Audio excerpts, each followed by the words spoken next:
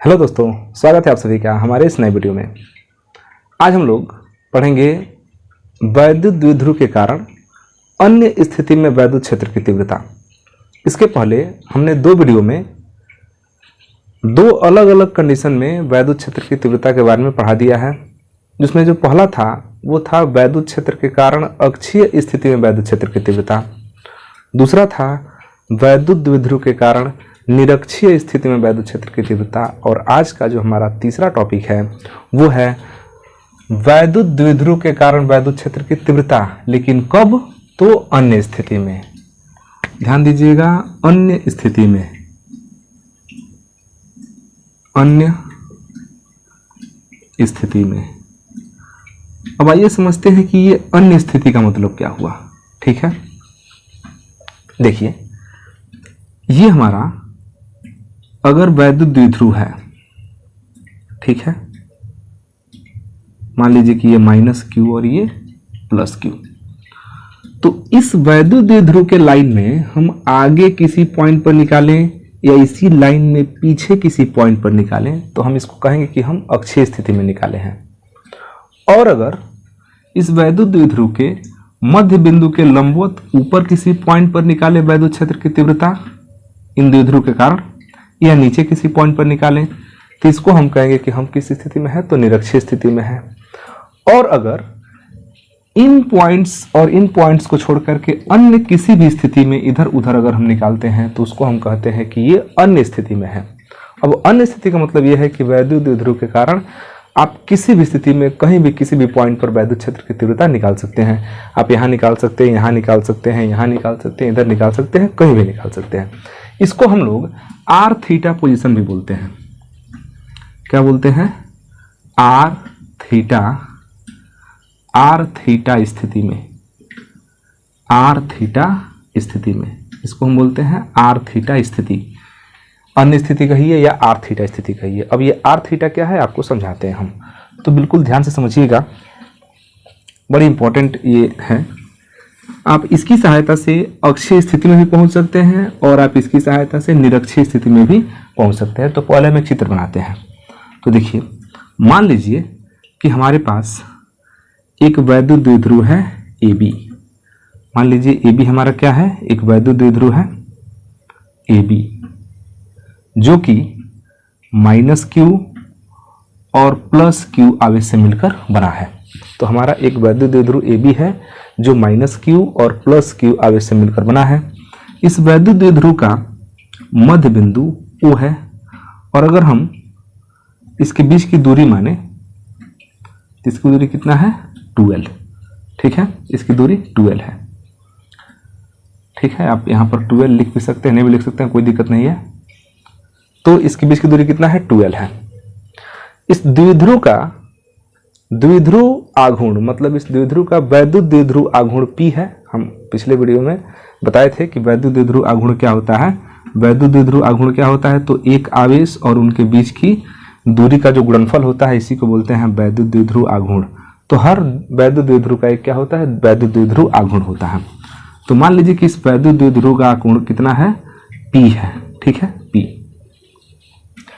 अभी जो P की दिशा होती है ना, जो P की दिशा होती है, ये हमारा माइनस से कहाँ होता है? प्लस की तरफ होता है। ठीक है, माइनस से कहाँ होता है? प्लस की तरफ। अब इसी द्विध्रुव के कारण हमको इसी अन्य स्थिति, मतलब कि रैंडम हम एक पॉइंट लेंगे और उसी पॉइंट पर वैद्युत क्षेत्र की तीव्रता निकालेंगे। तो हम इधर एक पॉइंट ले लिए हैं, मान लीजिए कि यहाँ पर हमने एक पॉइंट ले लिया P। ठीक है, एक पॉइंट हमने P ले लिया। P मत ले लीजिए, P तो वैद्युत द्विध्रुव आघूर्ण है। आप यहाँ पर एक पॉइंट S ले लीजिए, बाहर एक पॉइंट S है और इसी बिंदु S पर हमको वैद्युत क्षेत्र की तीव्रता ज्ञात करनी है। अब इसमें आर थीटा पोजीशन क्या है? तो मध्य बिंदु से, वैद्युत द्विध्रुव के मध्य बिंदु से इस S की दूरी हम कितना मान लेंगे? R मान लेंगे। ठीक है, और ये जो आपका धन आवेश है, धन आवेश से जो कोण बना है उसको क्या मान लेंगे? थीटा। हमेशा ध्यान दीजिएगा कि जो कोण होता है वो धन आवेश से लिया जाता है। जो धनात्मक आवेश होता है, जो वैद्युत द्विध्रुव में आपका जो धन आवेश होता है उसको क्या उसी के साइड से हम लोग कोण लेते हैं। अगर आपका वैद्युत द्विध्रुव इस प्रकार बना हुआ है कि इधर आपका +Q है, इधर आपका -Q है और यहाँ पर कोई बिंदु S है और यहाँ मध्य बिंदु से दूरी क्या है? R है, तो कोण आप यहाँ से नहीं लेंगे, कोण आप कहाँ से लेंगे, तो कोण लेंगे धन आवेश से हमेशा कोण लिया जाता है।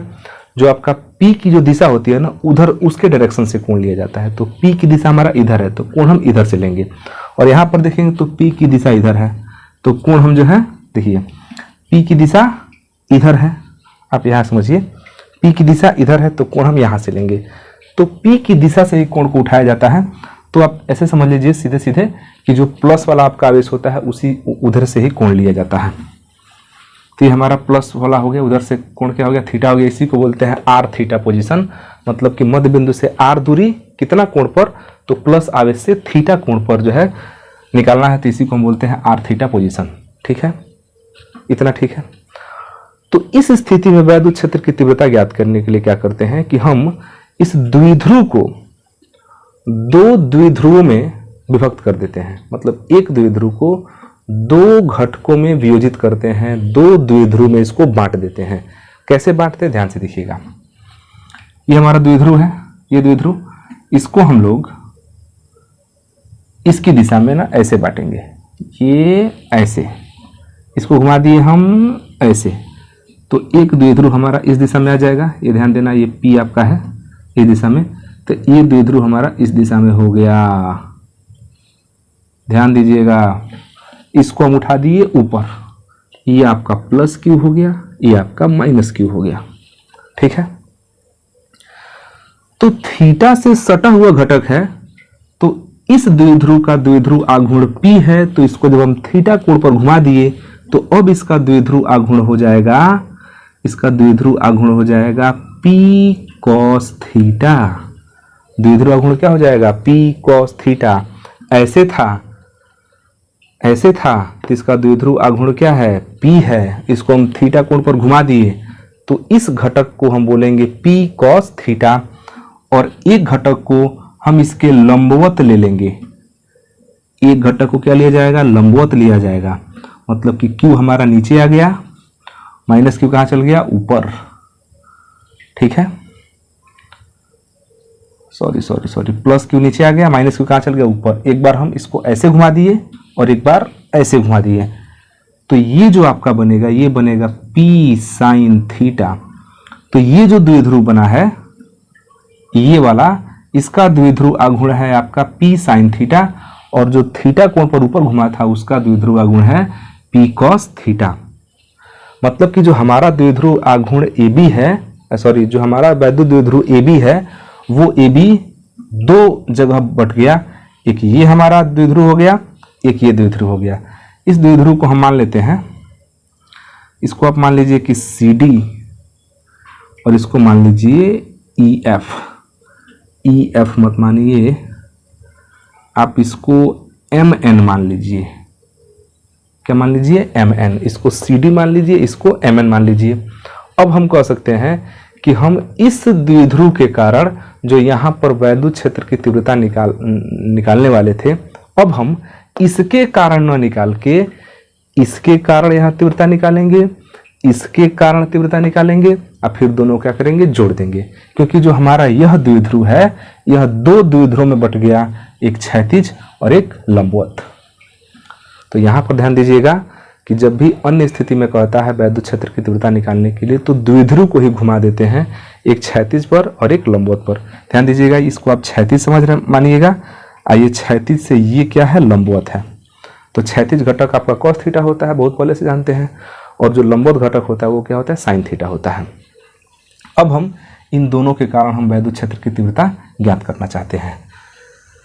तो यहाँ पर द्विध्रुव CD के कारण,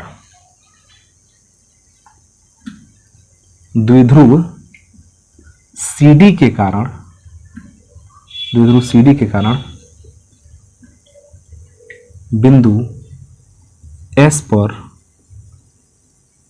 वैद्युत क्षेत्र की तीव्रता क्या लिख देते हैं, हम इसको लिख देते हैं E1। क्या लिख देते हैं, E1, क्योंकि हमको दो बार निकालना है, तो एक बार हम लिख दिए E1। ध्यान दीजिएगा, अगर हम इस द्विध्रुव के कारण, देखिए आपका जो द्विध्रुव का जो मध्य बिंदु है ना, मध्य बिंदु नहीं बदला है, मध्य बिंदु जहां है वहीं पर है, बस द्विध्रुव को हम घुमा दिए हैं दो डायरेक्शन में। एक बार द्विध्रुव को ऐसे घुमा दिए थीटा कोण पर, और एक बार वहाँ से 90 डिग्री पर घुमा दिए।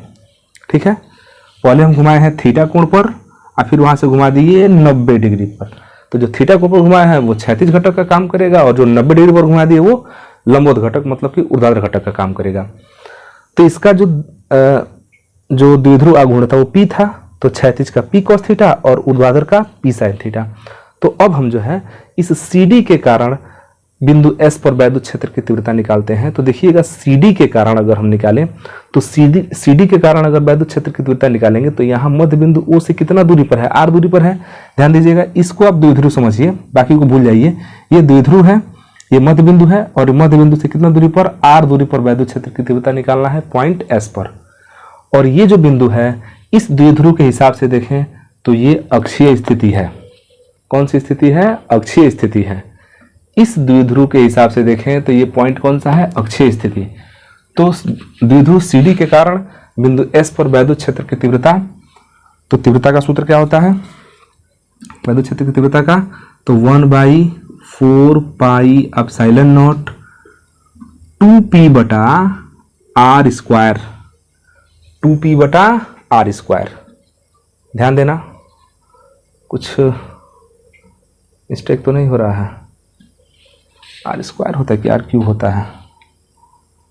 आर क्यूब होता है जी, यहाँ पर क्या होता है? आर क्यूब, 2p बटा आर क्यूब।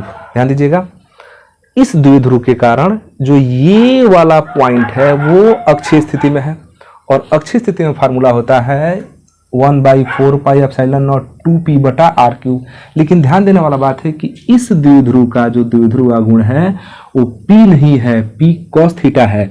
तो हम लिखेंगे p cos थीटा। दूरी आपका यहाँ से r ही है, यही ना दूरी है r। समीकरण नंबर 1। ठीक है, तथा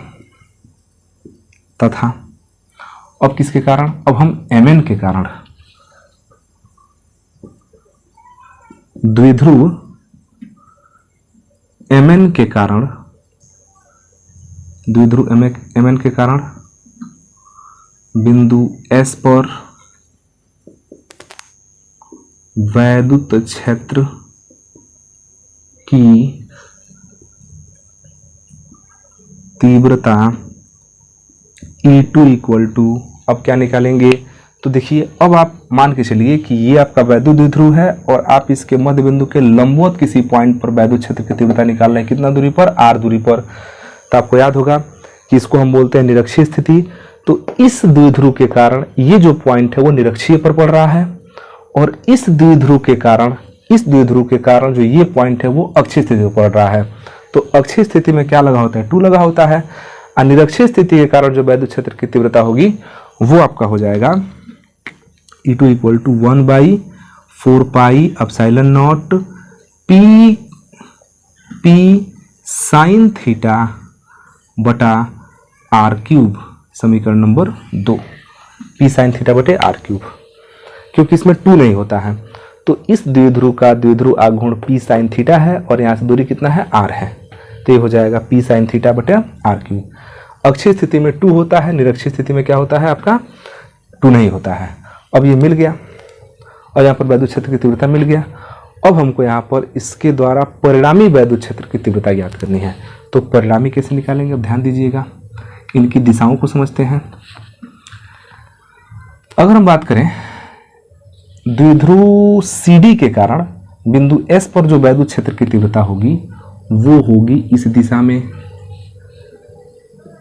E1 इस दिशा में होगा, क्योंकि वैद्युत क्षेत्र द्विध्रुव के कारण जो निरक्षीय स्थिति में वैद्युत क्षेत्र की तीव्रता होती है वो माइनस से कहाँ होता है? प्लस की तरफ होता है, माइनस से प्लस की तरफ। लेकिन अगर आप इस द्विध्रुव के कारण यहाँ पर अगर वैद्युत क्षेत्र की तीव्रता देखेंगे तो वो जो है प्लस से माइनस की तरफ होता है, उल्टा होता है। ध्यान दीजिएगा, ये अगर आपका माइनस क्यू और ये आपका प्लस क्यू है तो अक्षीय स्थिति में अगर वैद्युत क्षेत्र की तीव्रता निकाले हैं ना तो उसकी दिशा जो है इधर होगी, माइनस से प्लस की तरफ, P की दिशा में होता है। अक्षीय स्थिति में जो E की दिशा होती है वो P की दिशा में होता है। लेकिन अगर हम इसी द्विध्रुव के कारण यहाँ पर निरक्षीय स्थिति में वैद्युत क्षेत्र की तीव्रता निकाले होते हैं, तो इसकी जो दिशा होती है वो P की दिशा के उल्टा होता है, P की दिशा का उल्टा होता है, विपरीत होता है। तो यहाँ भी कुछ ऐसे ही होगा। तो इस द्विध्रुव के कारण जो वैद्युत क्षेत्र की तीव्रता की दिशा होगी वो देखिए, ये P की दिशा इधर है तो इसके उल्टा होगा, मतलब इधर होगा।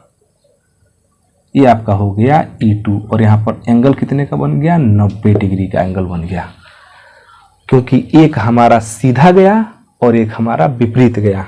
देखिए ये आपका द्विध्रुव है, -Q, एक हो गया हमारा +Q। अक्षीय स्थिति में वैद्युत क्षेत्र की तीव्रता इधर होता है, ठीक है, और निरक्षीय स्थिति में वैद्युत क्षेत्र की तीव्रता इसके ठीक क्या होगा, उल्टा होगा। ठीक कैसा होगा, उल्टा होगा। इसमें सामने होगा अक्षीय में, निरक्षीय में ठीक कैसा होगा, उल्टा होगा। तो यहाँ पर अगर देखें, चूंकि हमारा ये कोण जो है ये 90 डिग्री है, ये कोण कितना है, 90 डिग्री है, तो यहाँ भी ये कोण कितना बनेगा, 90 डिग्री बनेगा, क्योंकि P के ठीक कैसा होगा, उल्टा होगा। तो ये कोण 90 डिग्री है, तो ये कोण भी कितना होगा, 90 डिग्री होगा। तो आप बिल्कुल ध्यान से समझिएगा, बड़ी इंपॉर्टेंट चीज़ है। अब आप आराम से जो है आप परिणामी वैद्युत क्षेत्र की तीव्रता निकाल सकते हैं। तो देखिए दो सदिश हमारे पास है, एक है E1 और एक है E2, और E1 और E2 के बीच में कोण कितने डिग्री का है, तो 90 डिग्री का है।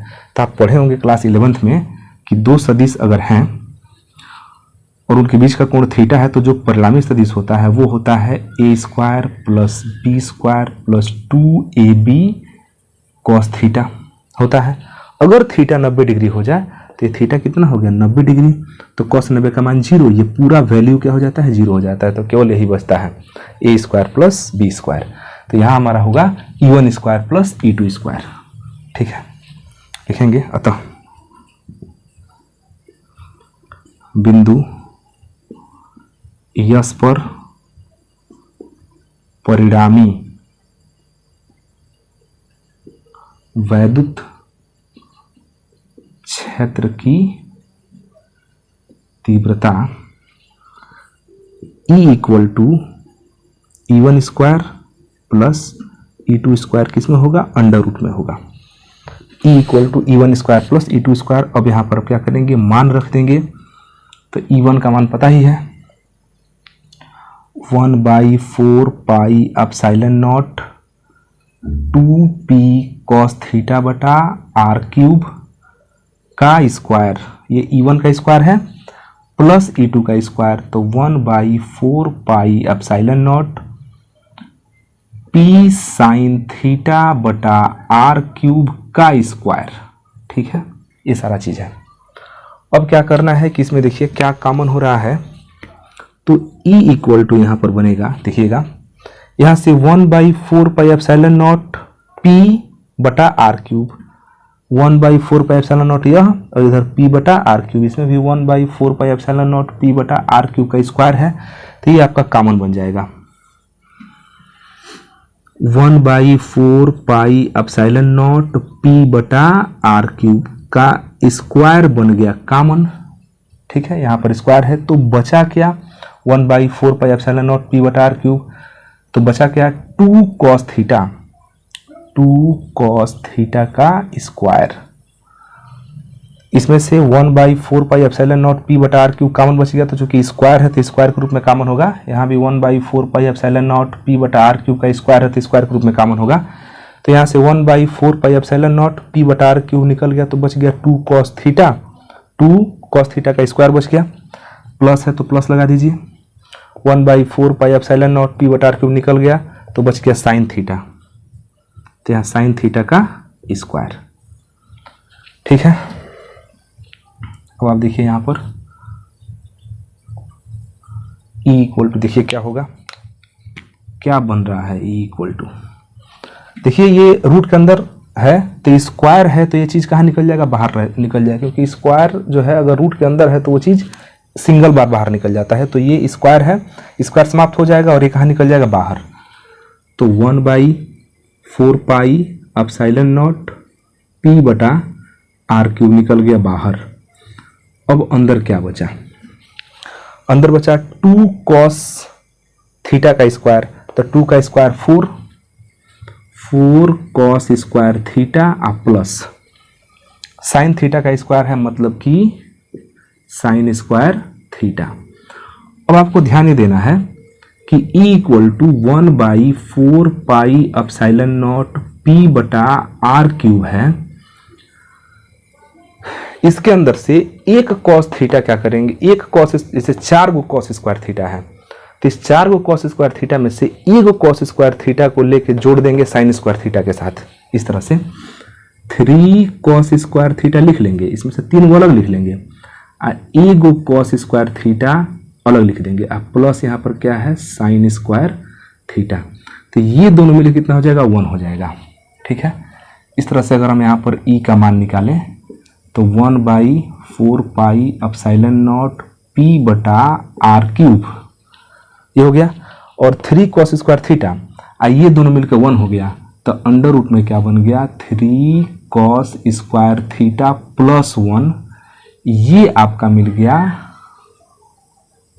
वैद्युत क्षेत्र की तीव्रता के लिए सूत्र 1/4 पाई एप्सिलॉन नॉट P बटा R cube under root 3 cos square theta plus 1। अब आप इसकी सहायता से किसी भी पॉइंट पर वैद्युत क्षेत्र की तीव्रता निकाल सकते हैं। आर थीटा पोजीशन पर, आर कुछ भी हो थीटा कुछ भी हो निकाल सकते हैं, आर थीटा पोजीशन पर निकाल सकते हैं। अब अगर इस सूत्र की सहायता से हम चाहें कि अक्षीय स्थिति में जाएं तो देखिएगा, अगर हम थोड़ी देर के लिए इसको मिटा दें, आप इसका एक बार स्क्रीनशॉट ले लीजिए, थोड़ा सा हम इसको मिटाएंगे तो आप स्क्रीनशॉट ले लिए होंगे, हट जाते हैं, ले लीजिए। तो अगर इसको हम थोड़ी देर के लिए मिटा दें तो फिर हमारा द्विध्रुव पहले जैसा हो गया। ठीक है,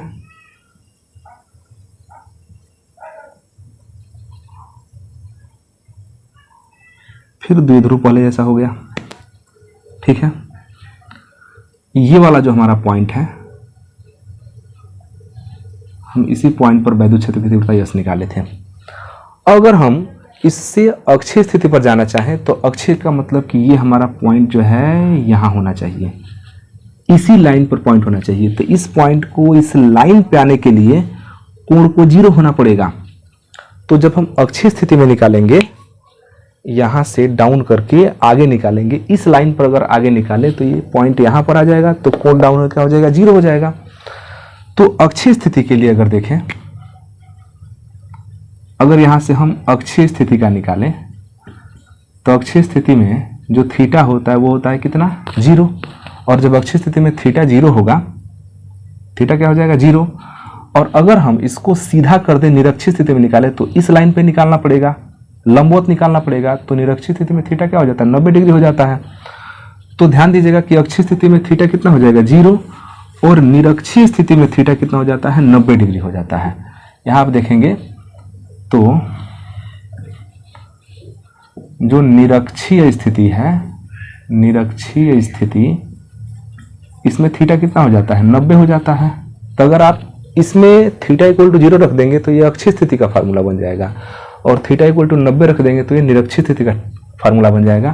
तो आप रख के चेक कीजिए, E equal to 1/4 pi epsilon naught P बटा आर क्यूब, और रूट अंडर रूट में देखें तो यहाँ थीटा इक्वल टू 0 रखना है, तो थीटा इक्वल टू 0, तो कॉस 0, और कॉस 0 का मान 1 होता है। ध्यान दीजिएगा, कॉस 0 का मान 1 का स्क्वायर 1, और 1 का 3 में गुणा करेंगे तो 3 ही होगा, और 3 प्लस 1 कितना हो जाएगा, 4 हो जाएगा। और 4 का वर्गमूल कितना होता है, 2 होता है। तो E equal to 1/4 pi epsilon naught, यहाँ का निकल गया 2, और 2p हो जाएगा बटा आर क्यूब।